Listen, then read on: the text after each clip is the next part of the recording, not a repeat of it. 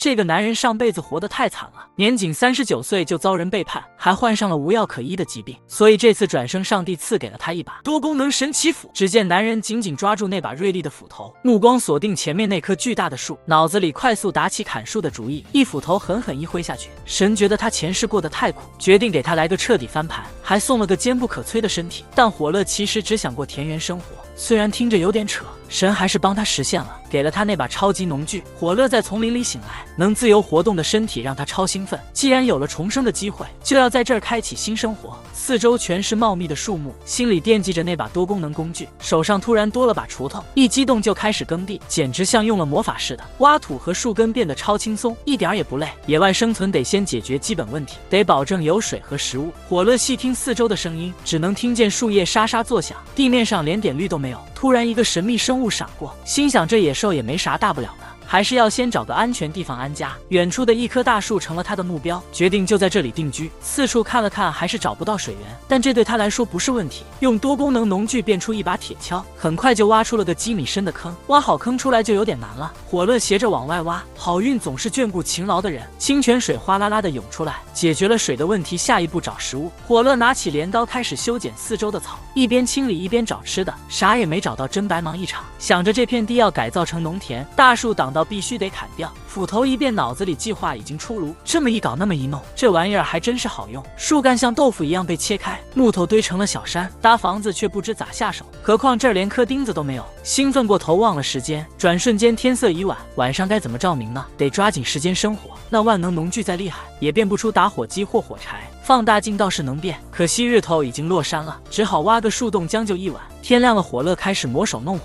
为了开田，又清了一遍周围，用那万能农具不累不饿，干活效率高得很。但时间久了，体力也就耗大了。正在考虑要不要出去找食的时候，一只兔子提过来了，一看就知道不是省油的灯。火乐抄起锄头一下子敲过去，不一会儿兔肉香味四溢，吃完野味感觉倍儿棒，还特意做了个马桶，忍不住试了试感觉，就是觉得缺点啥，果不其然得有个遮头的东西。于是又搭了个木板厕所。到耕地这一步了，心情好到不行，已经在盘算种点啥好。土豆、洋芋、马铃薯这些好存的，再来几根番茄、黄瓜，直接吃就行。想着满园子的菜根果，可问题来了，地都翻好了，种子哪儿找去？第二天一睁眼，地里嫩芽冒出来了。火乐吓了一跳，肯定又是那万能农具的手笔。兔子别来破坏！火乐忙着搭栅栏挖沟渠，辛辛苦苦建的小屋也终于盖好了。不过第一个客人是2条狗，看样子没坏心眼，还挺受伤的。火乐让他们进来了，正好给他们处理掉剩的野猪肉。这时候发现一条狗怀孕了，看样子快要生了，就把他们搬到屋里去了。火乐这方面也是一窍不通，只能静静等好消息。一大早就去看狗狗，看见那几只小奶狗你争我夺的，心情也舒坦了，挑了野猪肉最好的部分，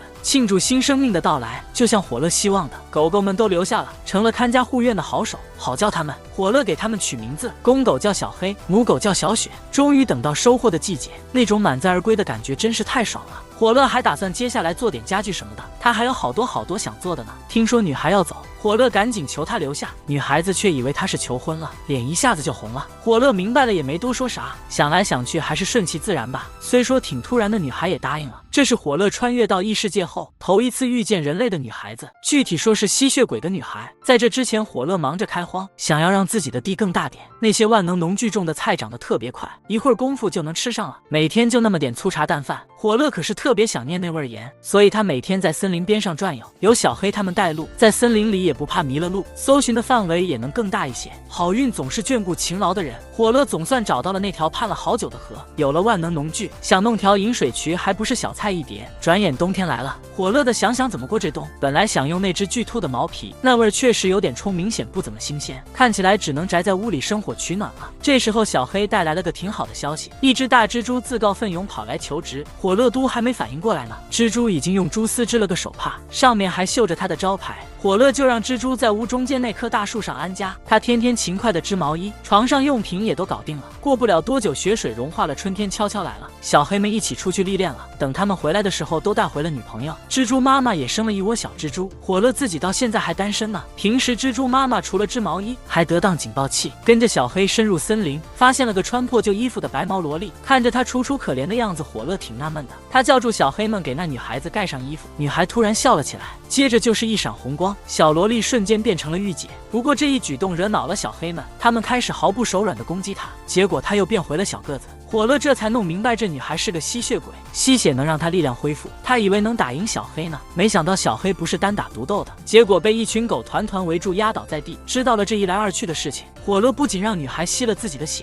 还把她带回了自家院子。女孩从没见过这些植物，好奇极了。她问这都是些啥？火乐拿出剪刀给她剪了个西红柿。他们接着尝了尝玉米，又拔了萝卜，挖了土豆。挖土豆的时候脸上都是泥巴，乐呵呵的。女孩把这些好玩的事都记下来了，还说她的名字叫露露西。她是因为和贵族吵架，被那些危险的人追来追去，偶然听说了这森林的传说，就跑进来躲一躲。对于今天所见所遇的一切，露露西觉得新奇极了。如果有机会的话，她还挺想再来这儿玩。听说她得走了，火乐这会儿才看见有人，希望露露西能留下来，只要她愿意，随时都可以。她说知道了，知道了。第二天，露露西故意变成小1号，想着这样火乐就不会怎么样。有时候真是巧，前头是白毛精灵族，后头是金发天使族，简直就是送上门的配偶。露露西一到，火乐的生活直接美滋滋。厕所弄了个魔法灯，连盐巴这玩意儿就在眼前，他都没注意到。露露西那眼神儿挺直接的。然后他们去看果树，火乐还打算种好多呢。露露西也期待这些树能出啥果。他们俩过得挺滋润。树上的蜘蛛突然发出警告，小黑找到新猎物了。火乐一看，又是个美少女，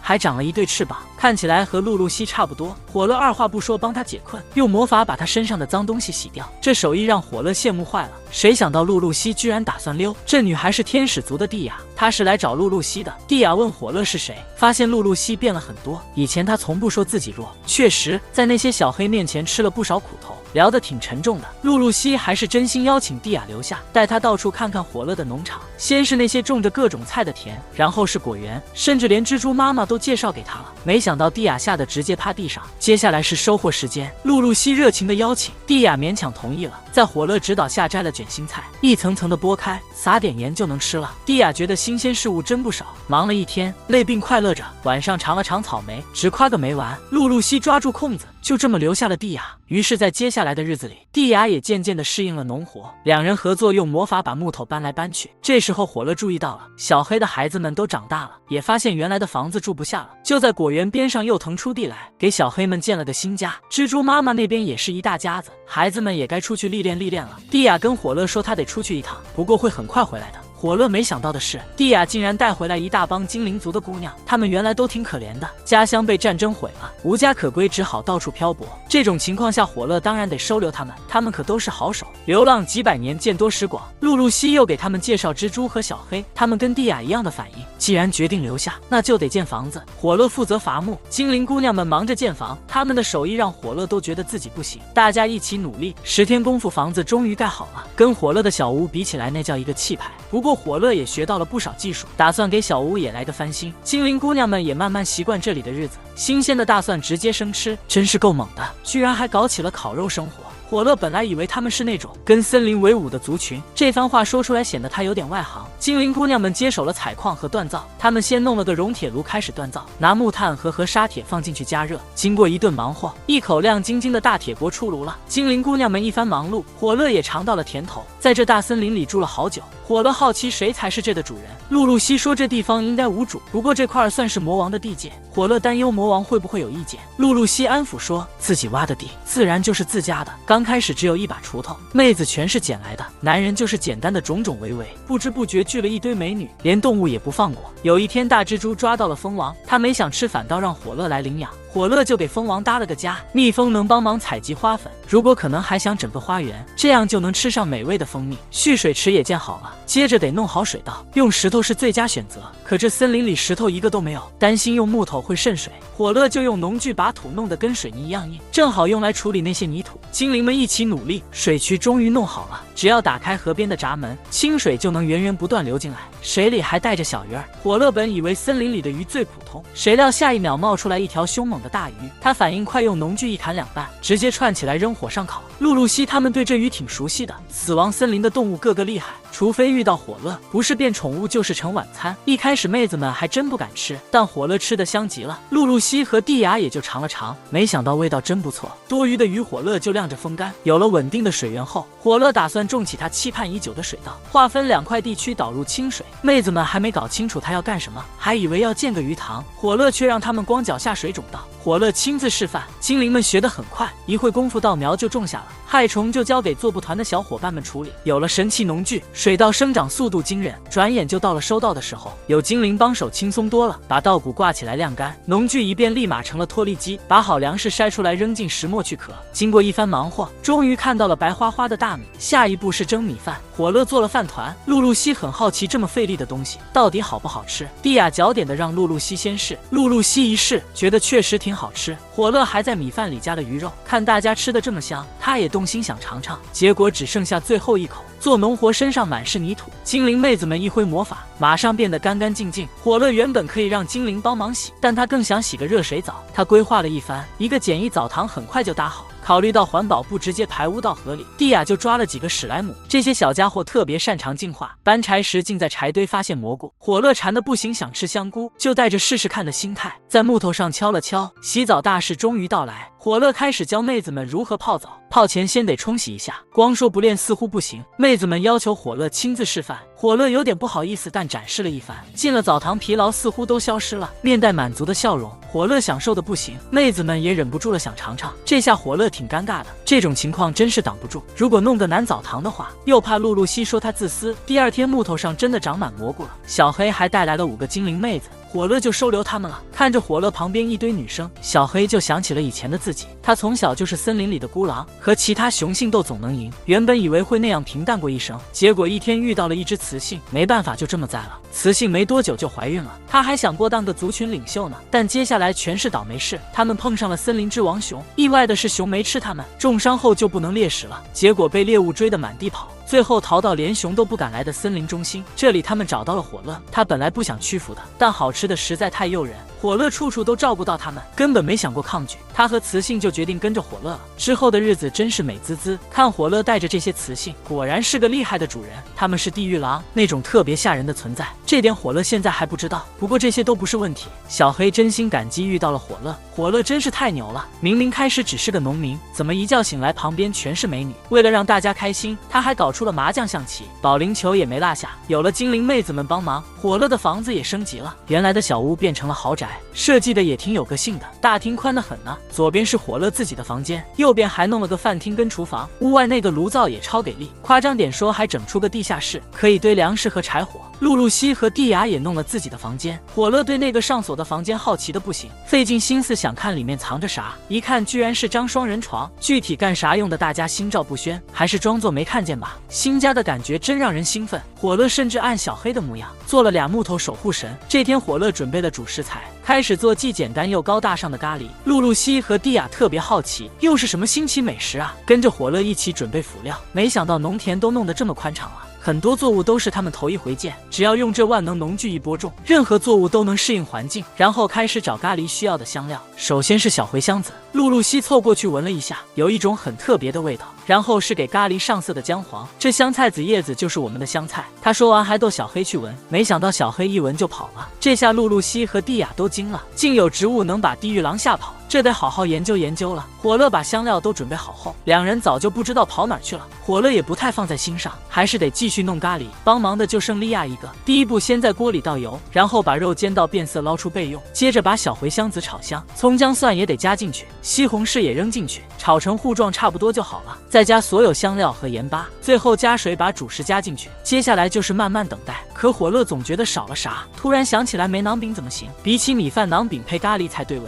粉团扔锅里烤一烤，咖喱做好了。露露西和蒂亚那俩偷懒的也回来了，火乐给大家都准备了一份，这颜色看着真有点怪。妹子们下定决心尝一口，真是需要勇气，可一尝真的是停不下来，越吃越香，越吃越上瘾。火乐又像上次一样只能刮锅底了，不知不觉冬天就到了，下雪了只能宅在家里。经过上次的经历，火乐这次准备的特别充分，还考虑到做布团也要过冬，给他带去了最爱吃的土豆。做布团也把提前做好的被子送给了火乐，每人分一份给精灵妹子们，还用魔法把肉烘干保存起来。然后是蔬菜怎么保存，全部堆在箱子里，每层铺一块布再附上雪，怕雪融了弄湿东西，底下故意留了空隙。看露露西他们用魔法真方便，自己也能行吗？可惜自己只是个农民，虽然只会种田做饭，但在露露西眼里他就是最棒的。转眼间雪都下了，宅在家里的火乐想找点乐子，亲手做了一套黑白棋，还有国际象棋和麻将，教大家怎么玩。露露西迫不及待想和蒂亚对战，结果没多久就走投无路。露露西不服气的翻了棋盘，以为这样就不用输了，谁知蒂亚一用魔法，棋盘又复原了。精灵们也在那边玩得开心，小黑在旁边做参谋。火乐看出小黑们才是真正的高手，决定好好看一场。果然是高手中的高手，露露西居然跑去挑战，结果还是意料之中的输了，输的只想自闭。棋玩完了，火乐又弄了保龄球，肚子饿了就弄了火锅，生活过得真是太滋润了。舒服的时间总是过得特别快，春天来了，冬天就这么溜走了。大家都在琢磨接下来干啥好。作部团突然拉响了警报，火乐真的太厉害了。原本打算过个普普通通的农民生涯，结果没想到圈粉无数。蒂亚还召集了他的蜥蜴军团，还带来了些非同小可的生物。火乐的生活又忙又美满，可这舒坦日子没过多久，竟然冒出了一条自来的巨龙。在作部团的提醒之下，火乐才注意到那条龙，但他不知道该怎么应对。露露西和蒂亚也急得像热锅上的蚂蚁，因为这种级别的对手，连魔王城都得拼尽全力。这就说明飞龙有多强。飞龙下一秒就开始轰炸地面了。露露西和蒂亚看情况不妙，立马搭起了防护罩，火球还是砸在了地面。精灵姑娘们赶紧去扑火，光靠防守显然解决不了问题。露露西和蒂亚准备反击，但不确定能不能破飞龙的防。火乐也曾想过要不要逃到森林，但这主意马上就被否定了。飞着的敌人哪里躲得掉，只能想办法把他赶走。火乐心里清楚，他得保卫这一方土地，一定要保护好大伙。他手中的金光一闪，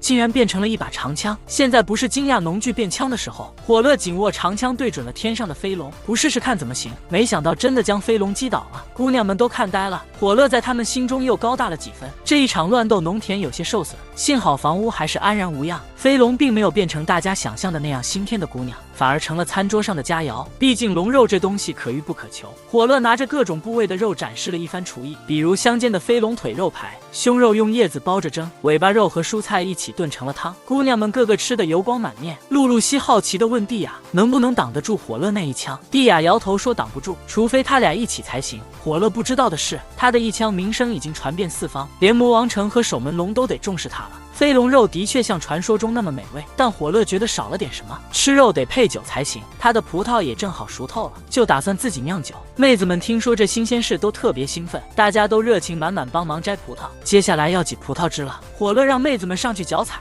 妹子们虽然觉得奇怪，但还是听话的去做了。那冰凉的触感让他们有点不习惯，不过慢慢就适应了，围着中心踩起来。本来没问题，结果出了点小状况。后来妹子们一边唱歌一边踩，这样踩的节奏才整齐。最后火乐也加入了采葡萄的队伍，弄完了足桶。现在就等葡萄酒慢慢发酵。这天作部团在织毛衣时发现了新情况，小黑们又抓到了一个妹子，原来是露露西的表妹弗劳拉。她听说姐姐有危险，就来帮忙了。火乐了解完情况后，真心邀请她留下。弗劳拉没想到表姐已经成家了，看看姐夫看起来挺普通的，结果小黑直接露了一手。露露西一提起火乐的厉害，弗劳拉就地一拜表示尊敬。火乐今天才明白，小黑其实不是普通的狗，原来是只厉害的地狱狼啊！晚上给弗劳拉准备了一桌好吃的，他对那些调料特别感兴趣，觉得值得好好研究一番。第二天他就收拾东西走人了，还把家里的女仆都带来了。这番情谊让火乐感激涕零，幸好自己身体强壮不生病，否则这阵仗真吃不消。看着这么多人来了，只有蒂亚一个人显得弱不禁风，于是他也请假要离开一阵子。火乐好奇他急忙的有啥事，原来是去召集自己的部队，带来了3个天使战士和好些蜥蜴人。蜥蜴人还带来了鸡哥，有女仆在，卫生问题就不是问题了。火乐还教他们怎么做菜。3个天使战士负责外面巡逻，保证这里的安全。蜥蜴人力气大，干体力活正合适。火乐头疼人太多了，精灵又把森林里的朋友们都带来了，一大帮人，全是女的。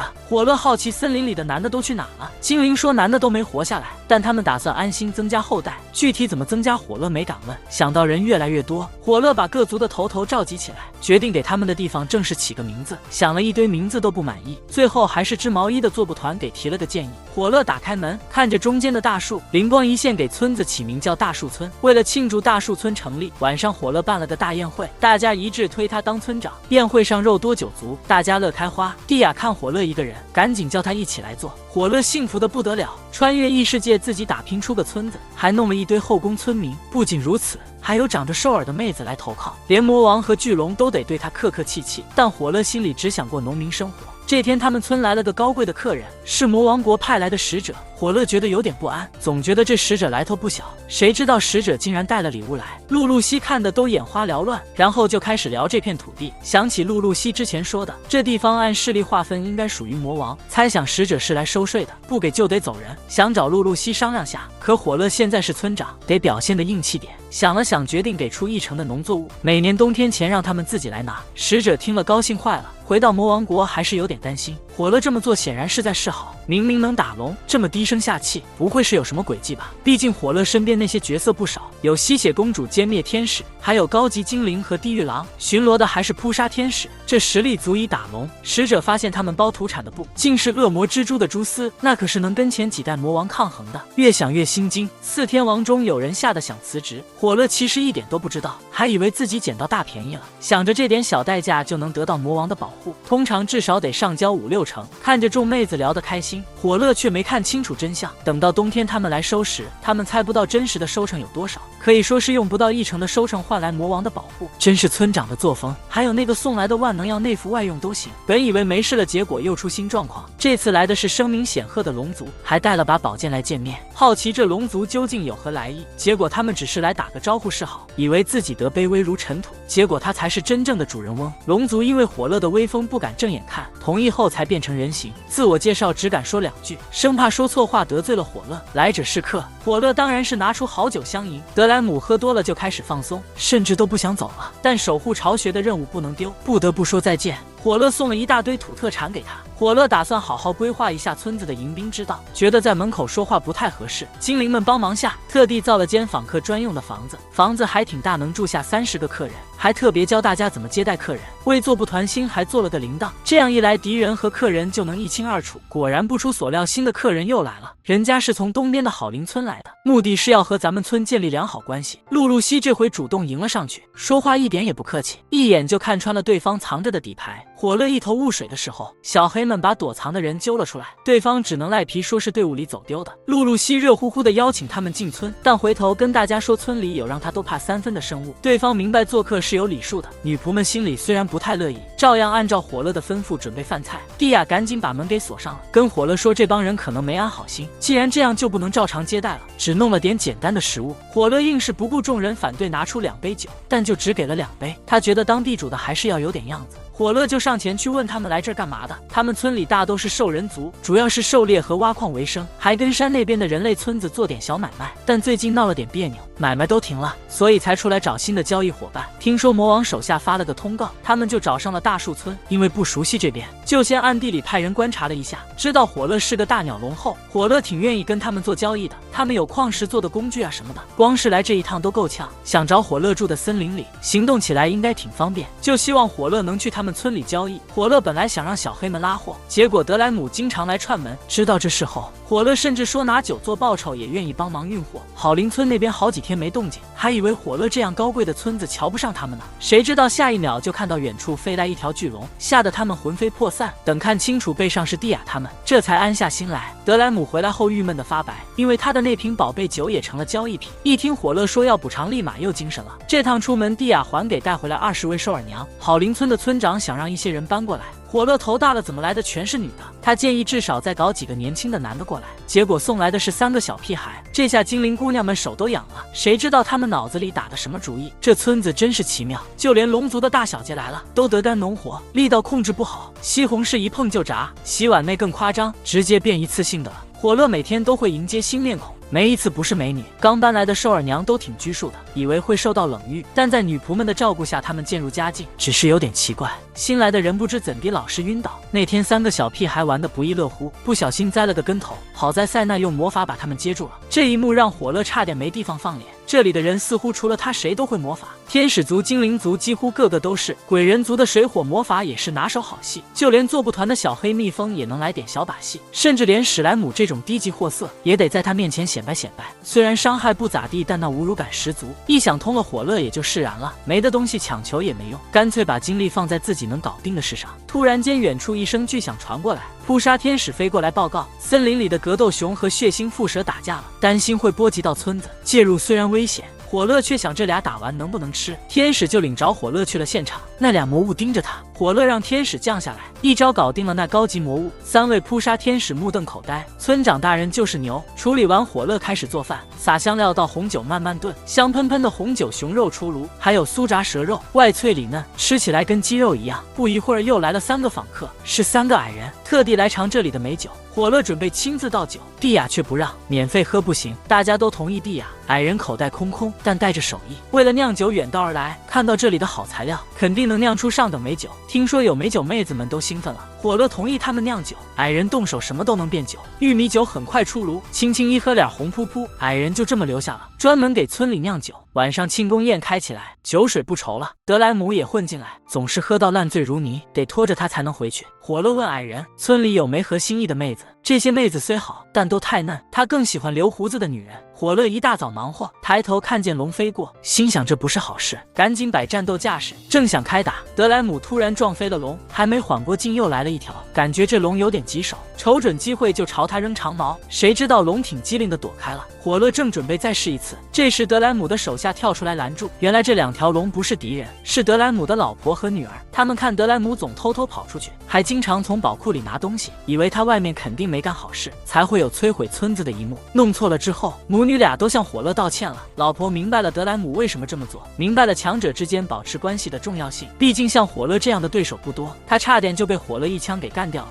最后还是老朋友做不团救的，为了维持这段友谊，决定把女儿留在村里帮忙。这下火乐的村子多了个强力帮手。不过给拉斯蒂找工作真头疼，他干啥不行，力气太大，一碰水果就爆了，轻轻一用力，一打喷嚏活全毁了。于是火乐让他去洗盘子，可这碗碟洗的一个比一个少。拉斯蒂在，村里的动物都怕得要死。左思右想，火乐想出了个合适他的活，让拉斯蒂去做外交工作。龙族那气场强大，比杰尔说话都结巴了。拉斯蒂让买啥他就买啥，根本不敢砍价。事后魔族议论纷纷，觉得这村子越来越牛的景点，他们打算派个密探混进去，又怕一旦暴露就得翻脸。这时候比杰尔想到他女儿弗劳雷姆了，让他去当潜伏者，还得观察下村子的战斗力。弗劳雷姆二话不说就答应了。不过见到接待他的拉斯蒂就懵了，他记得这位龙族是出了名的。拉斯蒂带他四处逛逛村子，没想到拉斯蒂有别的活忙去了，留弗劳雷姆一个人，自由活动正合他意。他心里紧张的直打鼓，觉得这些族群一个比一个难缠，看到小黑和恶魔蜘蛛成群结队的，心里就有点怕。他原以为自己在魔王国算得上个厉害的魔法师，来到这里一看自己啥也不是，和那个领头的大 boss 比，好奇那人究竟多厉害。这时候火乐拿着锄头从他旁边走过，看起来就是个普通人，他不高兴就转身走了。后来拉斯蒂告诉他，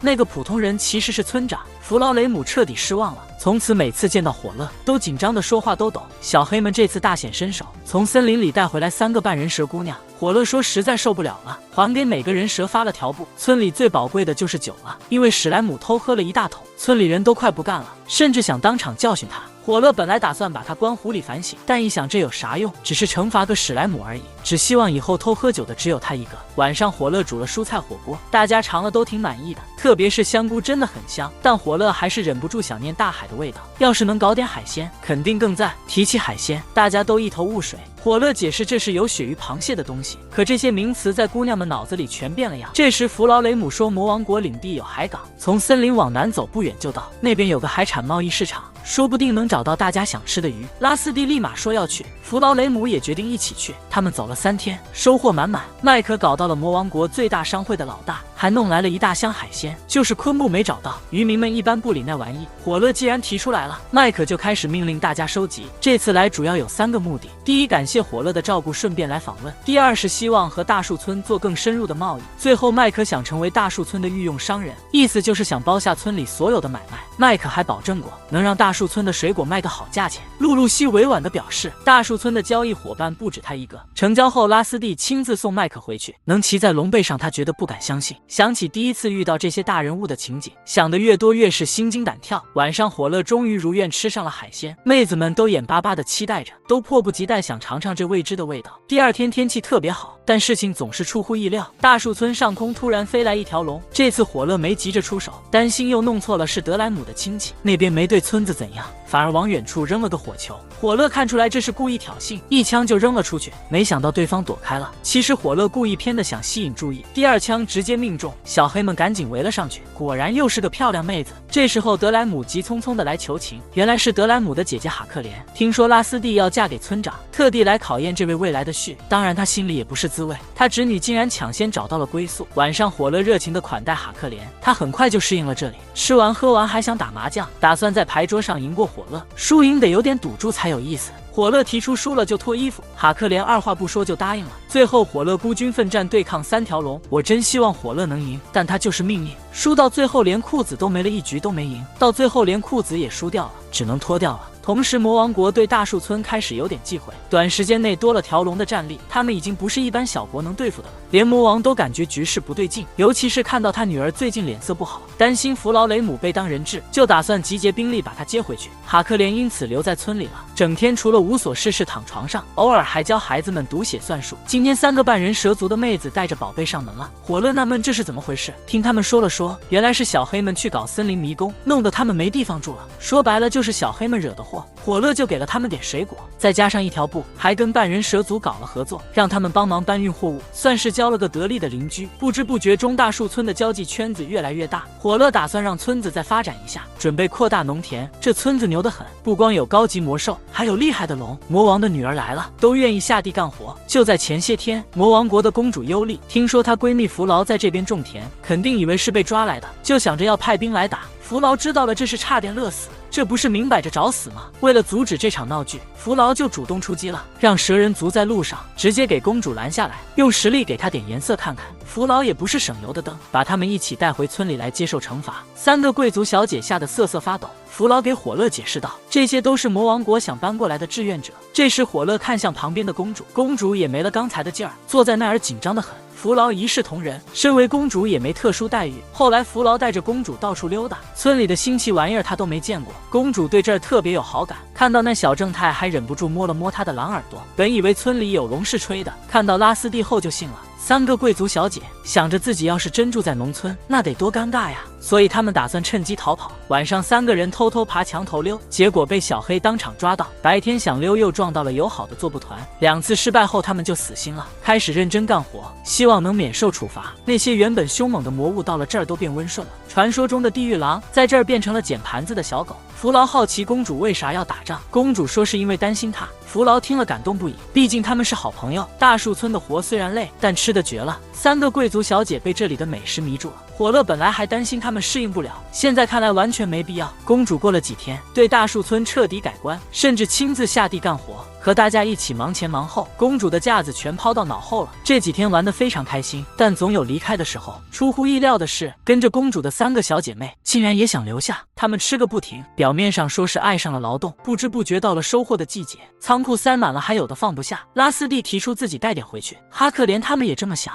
2只龙把东西收拾好，各奔东西。哈克莲回来时竟带了几个精灵妹子，火乐一看他们皮肤发黑，还以为是黑暗精灵呢，谁知道他们是山精灵。火乐马上就收留了他们。山精灵妹子们自尊心挺强，能收留他们已经很感激了。吃饭的事他们说自己解决，他们对自己的打猎本领很自信，比如说在地上弄个陷阱啥的。可惜他们还不知道这森林有多危险。没多久，山精灵在北边山谷找到个迷宫入口，他们想让火乐同意派人去调查。得到允许后，精灵妹子就带着蜥蜴人和小黑去了，一边探索迷宫一边，火乐还特地造了个男澡堂。村里男人也多得很，这下也不怕镇不住场面了。但火乐不知道，那3个贵族小姐居然打算偷溜进去帮他搓背，被弗劳给拦下了。想帮忙搓背也得排个队啊。第2天，精灵妹子们团团聚在一起，极力要求火乐派队伍去迷宫，因为他们在迷宫里发现了血腥蝮蛇，听说吃了它的肉能让人精力充沛。夫妻和和美美，孩子一大堆，对他们精灵族来说这是大事。秋天一晃就过去，冬天来了。这天露露西不太对劲的躺床上了，食欲不振还想吐。精灵们都想要孩子，但他们族里没男性了，所以他们每晚都会小队行动，守在火乐房间外面。大树村人多了，很多事情火乐不用亲自操心，每天能睡到太阳高高挂起再起床。火乐也不是不愿意早起，只是因为鬼人族女哥们总是比他起得还早。不知不觉中，露露西的肚子越来越大了，原来是怀孕了，所以才变不了身。火乐安慰完露露西，每天还得忙着自己的工作，就是到处寻寻看看家里的状况。餐厅坐不下所有人，所以早饭得分3波吃。第一波当然是火乐和蒂亚这些地位高的女仆们吃，第2波那些爱睡懒觉的人就等第3波吧。哈克莲跟早饭似乎不太搭。火乐还意识到，那些平时看着精明的天使，私底下其实挺猛的，家务活根本不行，洗衣服还得靠蜥蜴人帮忙。但守村这事他们还是很给力，吃饱喝足了就得去田里忙活。田里偶尔冒出些奇怪的虫子，有了万能工具变出来的浇水器，害虫啥的都不在话下。农田慢慢扩大，巡视起来自然也更累，但看庄稼一天天长大，辛苦的回报真让人开心。每天能吃到美味的食物，火乐感觉特别满足，想起大家最初那凄惨的样子，他真不想让大家再为吃的担心。人多了，种菜也容易多了。不过翻地种新作物这事还得他亲自来，种花美化村子这事他可是下了大功夫。平常他也爱弄些小玩意，哪怕是没啥经验的工具，只要有万能农具，啥都不是事。大树村还得让村民们练习战斗，鬼人族妹子们为了身材穿女仆装更好看，每天都得好好锻炼。火乐除了那万能农具，别的武器都让他觉得捉急。吃晚饭的时候，福劳带来了公主的消息，他想请做布团帮忙织条洋装。他很想要，火乐则觉得无所谓，做布团肯定也挺开心的。睡前火乐决定泡个澡，男浴室搞定后，他再也不用担心那事了。但当火乐准备回房睡觉时，感觉四周有种说不出的目光，这时候就会不由自主的紧张。第2天，大树村来了个奇怪的客人，他跪在火乐雕的神像前不吭声。这人不仅神秘力量还大得惊人，连做布团都没发现他。大家都紧张得很，但露露西看到他却很意外，因为他是吸血鬼的始祖大佬，活了4000多岁了呢。听说露露西怀孕了，特地跑来看看，没想到被神像吸引了。始祖特别敬仰神明，他小时候见过神明一面，时间久了连神明的模样都快忘了，自己试着雕过，但总觉得差点意思。火乐看出他真想要那雕像，可惜这个不能给，不过可以再打造一个。看到露露西过得好，始祖就背起神像准备走了。他想给火乐钱，但被拒绝了，毕竟神像是神圣的，不是用来交易的。始祖一回去就赶紧把新雕像放神殿最好的位置。火乐虽然没啥雕刻天分，但有万能农具帮忙也能变得有模有样，就是个雕像，神明的庄严感也是一点不少。为了感谢火乐，始祖送了个超珍贵的钢琴给他，算是给露露西孩子的礼物。看着这架钢琴，魔王国的3位小姐姐都迫不及待想试一试，可真要弹起来就迟疑了，心里那个紧张啊！把这事儿告诉了火乐，火乐就让麦克去买了架练琴。村里人对这钢琴都挺感兴趣的，但除了魔王国那几位会的，其他人都还是新手。有了钢琴之后，每到晚上火乐就开始遭罪。为了让村民们能换到想要的东西，火乐就发明了大树村的专用货币。春天悄悄过去了，日头越来越毒，晒够太阳的菜看着就是水灵。看到大家那么勤快，火乐说大家歇会儿吧，他自己倒是若无其事的，直到露露西喊他了，他才去休息。有魔法真是方便，一点手指就能喝上冰水。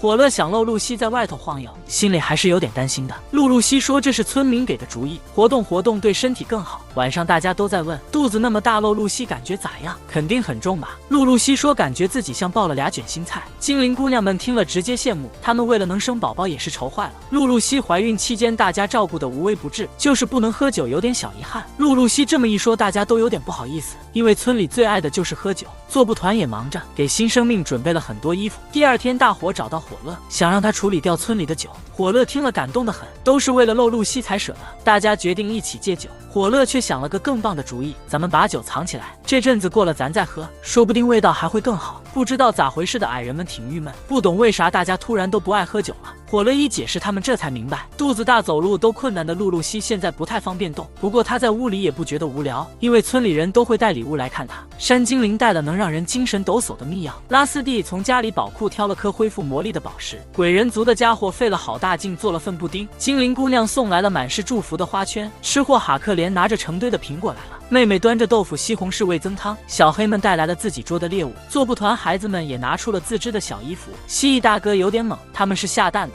不太懂这一套，索性就秀了秀自己的肌肉，希望露露西能吸血恢复元气。看着大家送的那么多礼物，露露西心里美滋滋的，但一转眼她就觉得宝宝要出来了。村里人立刻忙活起来照顾露露西，火乐帮不上忙，只能在外头急得跟热锅上的蚂蚁似的，完全没心思睡觉。火乐走到最开始挖的那个树洞边，心里感慨变化真大。忙碌了一整夜之后，露露西顺利生了宝宝，母子俩都很健康。看到露露西抱着孩子躺在床上，火乐一时竟无言以对，心里想着自己怎么突然就成爸爸了。他轻轻地抱起自己的小宝贝，心里希望宝宝能健康成长。做父亲已经整整1周了，火乐回忆起刚穿越那会儿的情形。如今的大树村真是热闹非凡，忽然想起大家送的礼物，得抽个时间好好感谢他们。于是火乐把村民都召集起来，向大家展示了自创的货币系统，大家可以用这东西交换所需物品。刚开始每人发了3枚货币，以后想要更多就得努力工作赚取。做不团和小黑的成员特别多，他们中很多人还在外面闯荡，所以一人就发了30枚。为了避免出现假币，这些货币都是火乐用万能工具亲自制造的。有人拿它换了家具和娱乐用品，天使们用它换武器，小黑们希望火乐帮他们制造一个全新的狗盆。但某一天，火乐收到了一个奇怪的请求，听着就像要进监狱一样。晚上，火乐又举办了一场宴会，大家终于能再次畅饮美酒了，都超激动。魔王国那边也忙着开紧急会议，他们感受到了大树村的威胁，有人甚至建议通过联姻结盟，但这主意被魔王直接拒绝了，他不愿让自己的女儿嫁过去。同时，火乐听说其他森林的村民正在寻找新的定居点，还有逃离战火的难民，人数已经超过100，大树村得准备接纳更多人了。